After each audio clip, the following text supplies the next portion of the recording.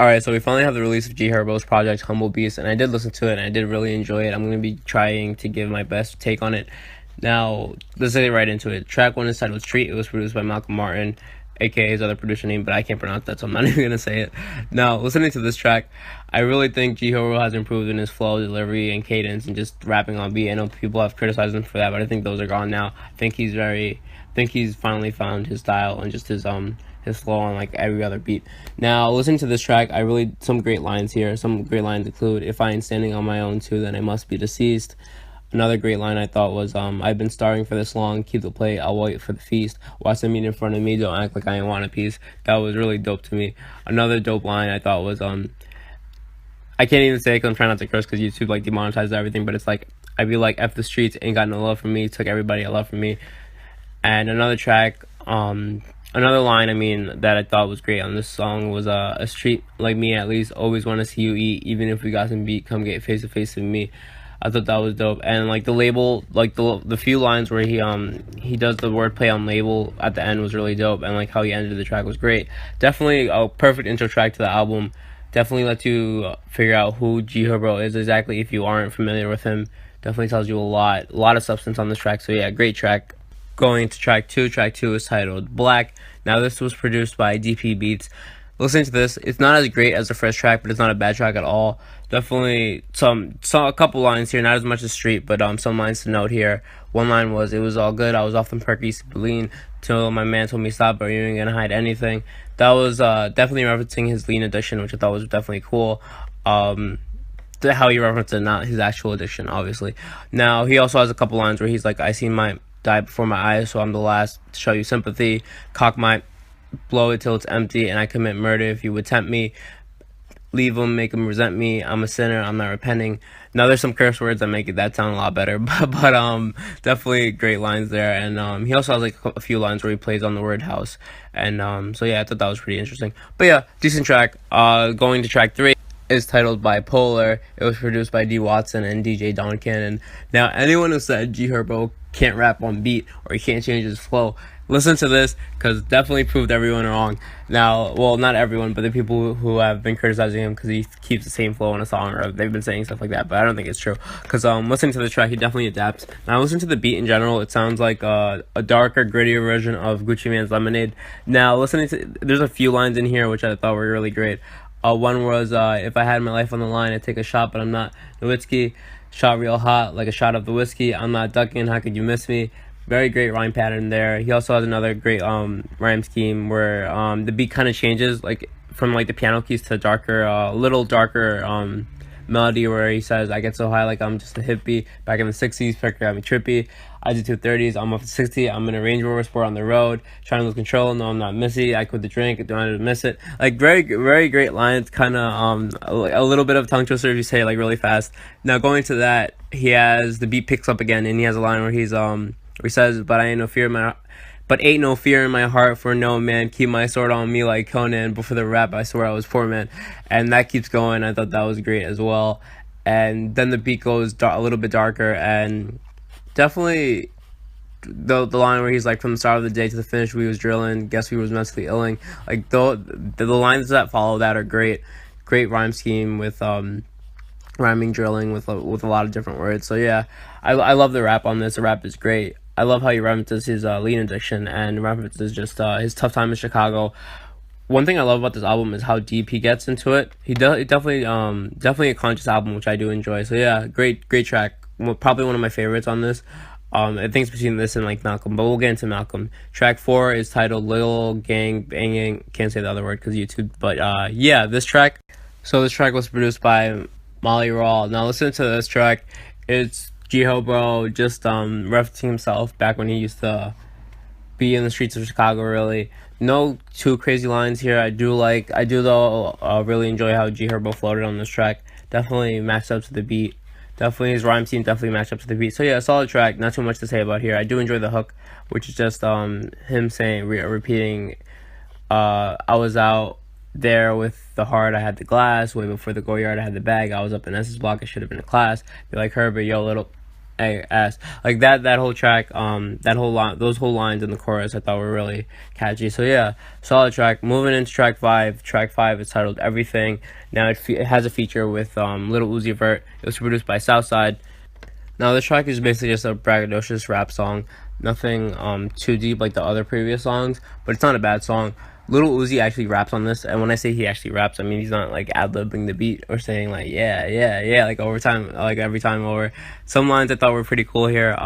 In the hood I'm selling Molly Raw, everything, which is great because he's referencing he's playing on the words of Little Uzi's producer's name. So yeah, I thought that was pretty cool. Now he also has a line where he's like, plug like Tom Brady, boy, I caught everything. That was interesting. So yeah, just a few lines here. He also has this one line where he's like, seen dead bodies, everything, so I drove the ghost. Thought that was pretty cool. Interesting wordplay there.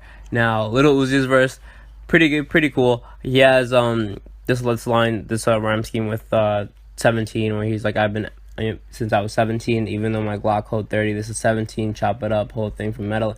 Like, that was pretty cool. Probably it's interesting to hear Little Uzi like actually rapping and not like doing the stuff he does now, which I'm not hating on. I just thought it was cool to hear Uzi rapping. Now that's all I have for this track. Moving on to track 6, it's titled I Like. Now this track was not featured, but it was produced by DJ Ron. Now, if I'm keeping it completely honest, I feel like this track could have been a throwaway. I feel like he could have replaced this with another song. But yeah, nothing too much about this track. It's my least favorite of this album. Because there's like no great lines really on here. But whatever. Moving on to that, we have track 7, Man Now. Now this track was the track was produced by Cosign and Bongo LNF. Now with this track, it's a very deep. You really dive into G Herbo as a person and just as a musical artist, and I feel like for this track you have to understand. You had to have been either a fan of him or understand. You had to have listened to some of his previous song and understand what he's rapping about, because he has a few lines, but we'll get into that. Some lines here, he said, I've been stepped on, pushed over, pissed at, shot. I've been bitch slapped only by the police. Oh, I cursed. Oh man. Oh well. Only by the police with my handcuffs. I've been spit at, smell the piff. Where you got that at? I'm in the backseat of the Crown thinking about my homie Kobe. Now Kobe is, of course, his a friend of his that died in Chicago. And I feel like the average listener wouldn't really understand who Kobe is, and I feel like you would have to just understand some of the references in this song. Now he also has this line scheme where where he says, "Can't get caught at the light. I wrote the song and I cried. I ain't emotional. You know me." That's another joke from Kobe. Get caught on the light. That was a part of a song back in Phaseland. At the light. It was a song on Phaseland. So yeah, definitely put more depth into that song. Definitely go back and listen to that. Cause I feel like, when I first listened to that, I was listening to that song from G Herbo's perspective and not Kobe's perspective. So yeah, very very great track, very deep track with that we have here by G Herbo. Definitely one of my favorites of the album. Moving on to the next track, we have Malcolm. It was produced by DJ L. Now this is probably my favorite track off the album. It's a storytelling track. It's like your classical hip hop storytelling track. Now I'm stuck between like this song and Bipolar for my favorite. This one might take it for sure. He starts off the line telling the story about Kobe and the conditions he grew up in. One of them being, like, in the opening lines, it says, once upon a time around the south side, a young black man grew up in a house, had a pops he never knew, with a mom that's strung out, his granny careless just about, saying he'll never make it out of the hood, and had a handful of aunties that can vouch. So yeah, basically, like, preset conditions, like, setting up Malcolm just to fail, especially growing up in Chicago, this is the case for a lot of young black males, unfortunately. Now, going into the storytelling track as a whole, it begins by setting up just, as I mentioned before, just conditions setting up Malcolm to fail. He says, young black person named Malcolm, all his homies call him Malk. His brother off in college, Malcolm took another route from gang banging, cane slipping. Mom threw him out the house, stuck on probation on and off since 13, but in and out. So yeah, as a kid, Malcolm was already going down the path of, a dark path of not returning from the trenches of Chicago. He also has following the track. I'm just gonna go straight down. He has a line where he says, "Malcolm, she's shooting up the streets now. Streets got him. Malcolm, roof of now. Mom's still getting higher than him. Malcolm used to cry at night. I can't." Ask himself why he every time he lie at night. Sometimes he even pray to God, wish he die at night. Now I can't curse obviously because YouTube, but basically setting up Malcolm wanting to die because just the conditions he's growing up with, and like there's no one he could actually talk to. Now, the line continues about Malcolm stopping and leaving his car in neutral, where a black Charger pulls up and two guys with guns and hoodies, not hoodies but like masks, and like shoots up his crib, not his crib, but shoots up his car. Excuse me. But Malcolm gets out of there pretty fine. His car is a little messed up, but that's cool. But rather than actually dying, now this is when Mal plots his revenge.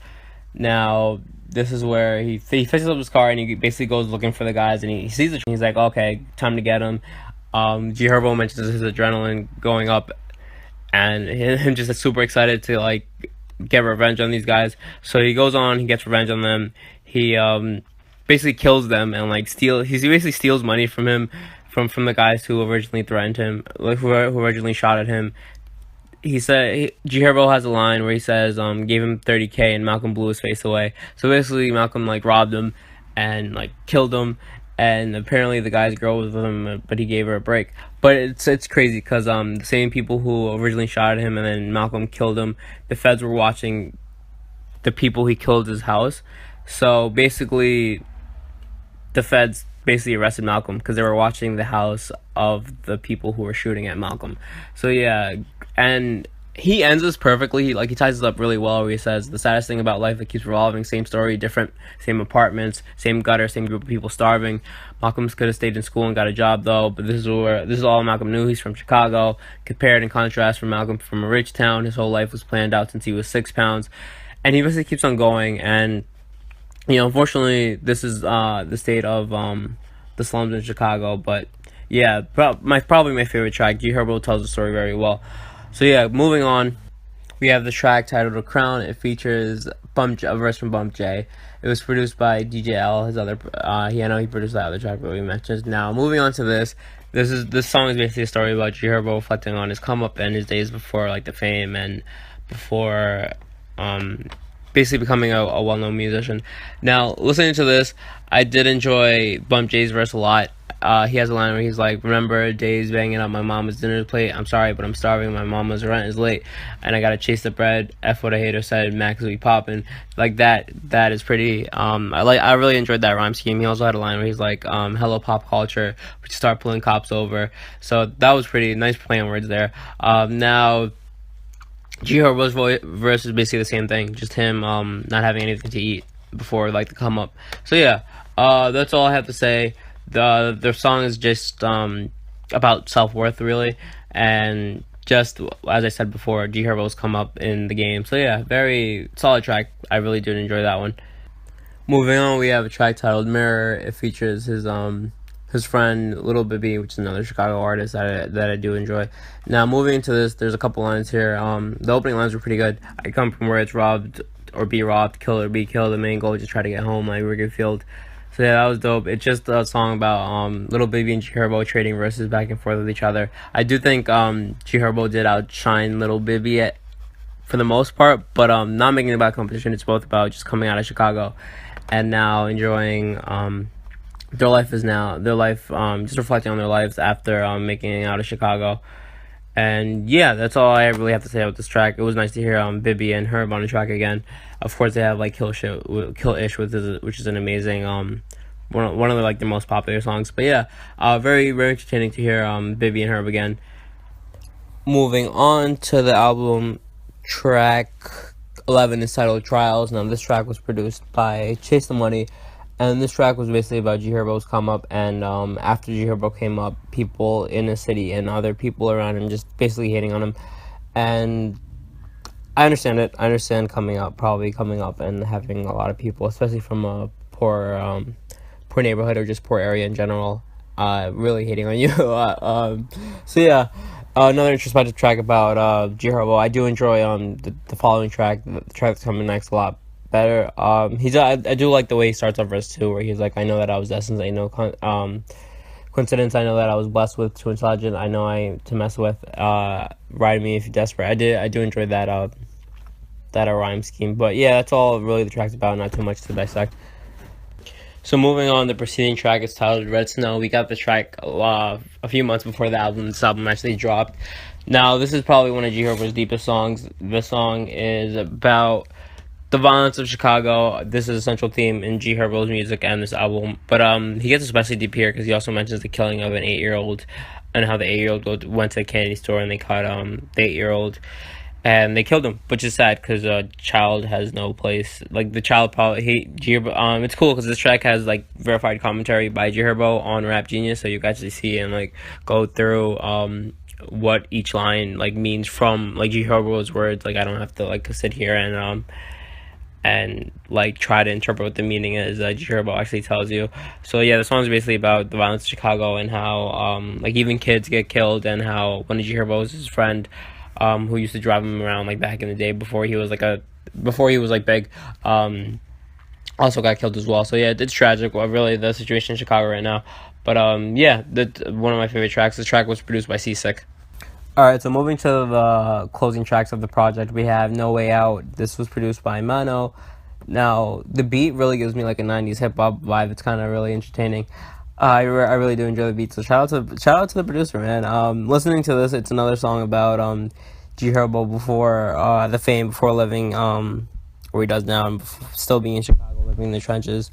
Now, just listening to the song, it was very visual. He has this line where he's like, I was like 15, remember, I had the coldest winter, we lost Little Rock in February, white folks was November, this was my freshman year of high school, we were just beginners, skipping breakfast, woke up sliding, loading pistols, so loading pipes for dinner, excuse me. So yeah, definitely interesting to hear G Herbo speak on his life, his everyday life before coming up in Chicago, and verse 2 is just essential about him escaping police pursuit and stuff back in this Chi-Town day. So yeah, another great track, another really 90s hip-hop vibe type of song. Really do enjoy it. Moving into the next track is titled This and That. It features an appearance from Lil Yachty and Jeremiah, R&B singer. Now listen to this track. It's not one of my favorites off the album.